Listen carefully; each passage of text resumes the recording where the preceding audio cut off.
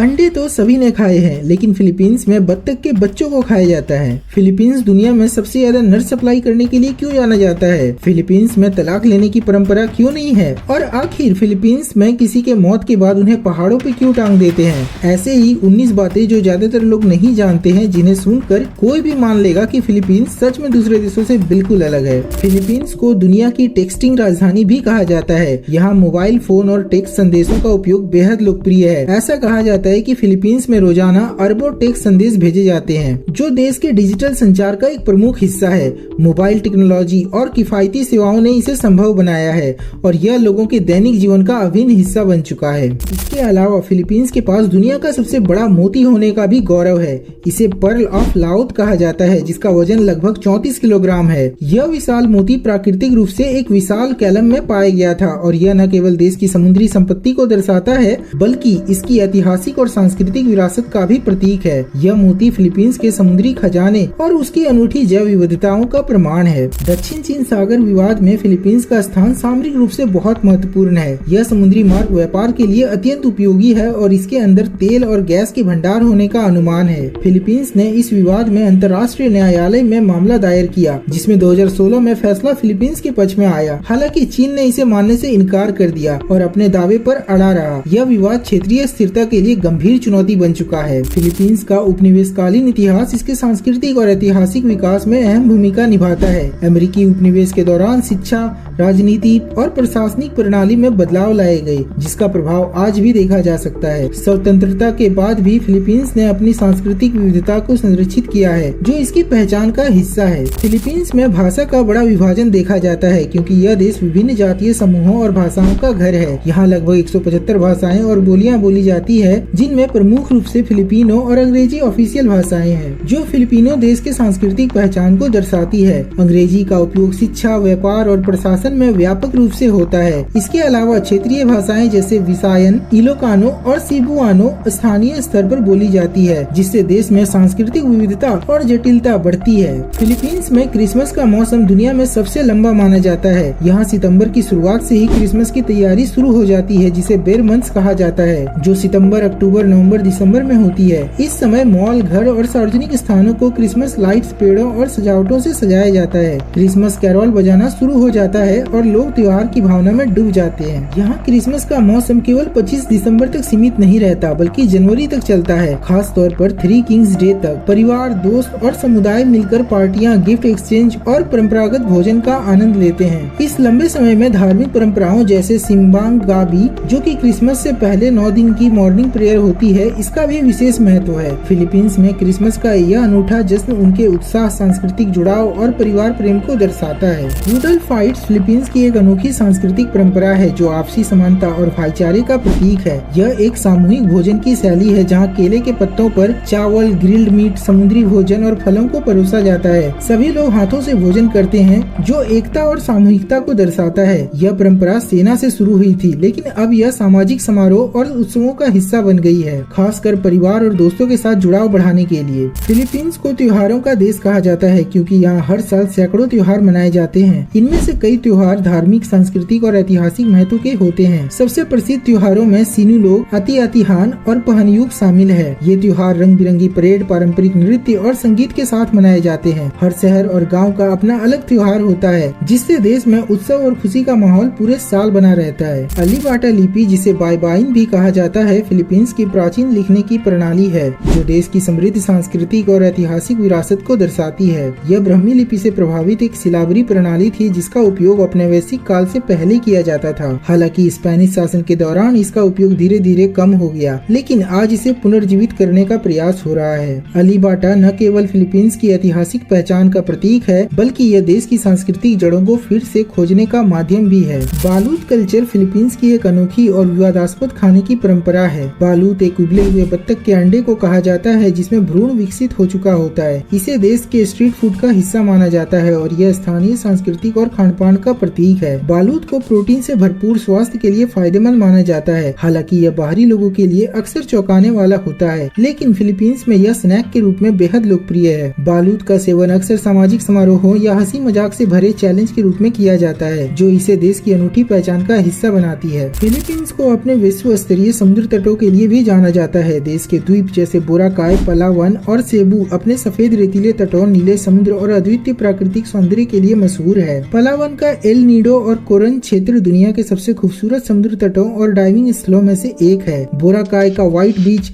अपनी night life और water sport के लिए प्रसिद्ध है। ये समुद्र तट न केवल स्थानीय पर्यटन को बढ़ावा देते हैं, बल्कि हर साल लाखों अंतर्राष्ट्रीय पर्यटकों को भी आकर्षित करते हैं। इन तटों का प्राकृतिक सौंदर्य और शांति फिलीपींस को एक अद्वितीय ट्रैवल डेस्टिनेशन बनाता है। फिलीपींस को दुनिया का सबसे बड़ा नर्सों का आपूर्तिकर्ता माना जाता है। देश के हेल्थ केयर सिस्टम और शिक्षा प्रणाली ने वैश्विक स्तर पर लाखों कुशल समर्पित नर्सें प्रदान की है। अमेरिका, यूरोप, मिडिल ईस्ट और एशिया के कई देशों में फिलीपींस नर्सें स्वास्थ्य सेवाओं का एक अहम हिस्सा है। फिलीपींस में नर्सिंग को एक सम्मानजनक और स्थिर करियर के रूप में माना जाता है और यह देश की अर्थव्यवस्था में भी महत्वपूर्ण योगदान देता है, क्योंकि विदेशों में काम करने वाले नर्सों से मिलने वाले रिमिटेंस देश के लिए एक बड़ा आर्थिक स्रोत है। फिलीपींस में तलाक की अनुमति नहीं है, जो इसे दुनिया के कुछ ऐसे देशों में शामिल करता है जहां तलाक कानून मान्य नहीं है। हालांकि वैवाहिक समस्याओं के समाधान के लिए लीगल सेपरेशन और विवाह को नल एंड वॉइड बनाने की प्रक्रिया मौजूद है, लेकिन ये जटिल और महंगी हो सकती है। यह कानून मुख्य रूप से कैथोलिक चर्च के प्रभाव के कारण है, क्योंकि फिलीपींस में अधिकांश आबादी कैथोलिक धर्म का पालन करती है।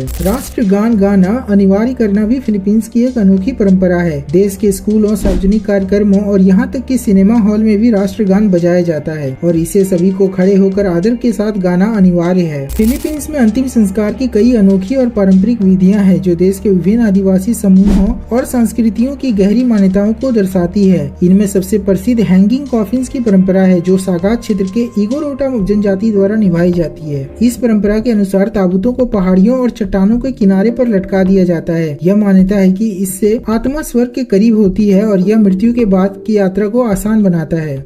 फिलीपींस के इन अनोखे दफनाने के तरीकों से न केवल उनकी परंपराओं और मान्यताओं की झलक मिलती है, बल्कि यह भी पता चलता है कि वहाँ के लोग अपने पूर्वजों और प्रियजनों के प्रति गहरा आदर और जुड़ाव रखते हैं। फिलीपींस में कैथोलिक धर्म के आगमन से पहले यहाँ की आबादी मुख्य रूप से आदिवासी धर्मों और आस्थाओं का पालन करती थी। देश के लोग एनिमिज्म में विश्वास करते थे, जिसमें प्रकृति और उसके तत्वों जैसे सूर्य, चंद्रमा, पहाड़ और नदियों की पूजा की जाती थी। वे अनिटो नामक आत्माओं और पूर्वजों की पूजा करते थे, जिन्हें जीवन और मृत्यु का मार्गदर्शक माना जाता था। इसके अलावा कुछ हिस्सों में हिंदू और बौद्ध धर्म का प्रभाव भी देखा गया, जो भारतीय महाद्वीप के व्यापारियों और यात्रियों के साथ यहाँ पहुँचा था। इस्लाम भी 14वीं शताब्दी में दक्षिण फिलिस्तीन में फैल गया था और यह आज भी मिंडानाओ और सुलू द्वीप में प्रचलित है। 16वीं शताब्दी में स्पेनिश उपनिवेश के दौरान कैथोलिक धर्म का आगमन हुआ और इसे बड़े पैमाने पर अपनाया गया।